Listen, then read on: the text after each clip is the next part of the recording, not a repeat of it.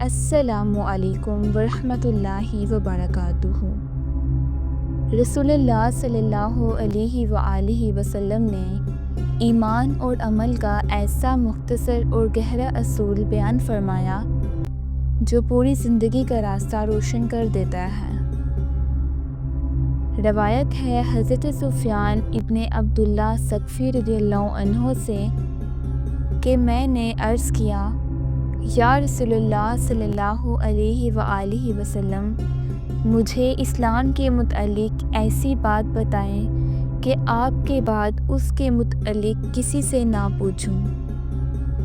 دوسری روایت میں ہے کہ آپ کے سوا فرمایا، کہو کہ میں اللہ پر ایمان لایا، پھر اس پر قائم رہو۔ وضاحت: یہ حدیث ایمان اور عمل دونوں کو جامع انداز سے بیان کرتی ہے۔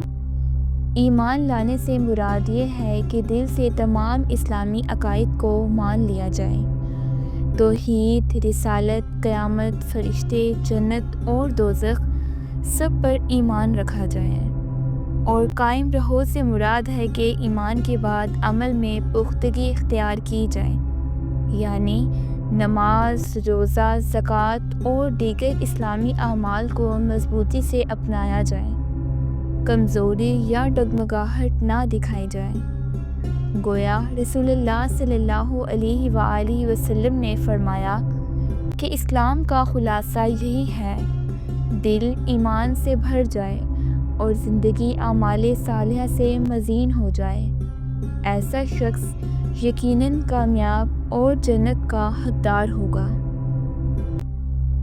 اے اللہ، ہمیں سچا ایمان عطا فرما اور ہمیں اپنی راہ پر قائم رہنے کی توفیق دے۔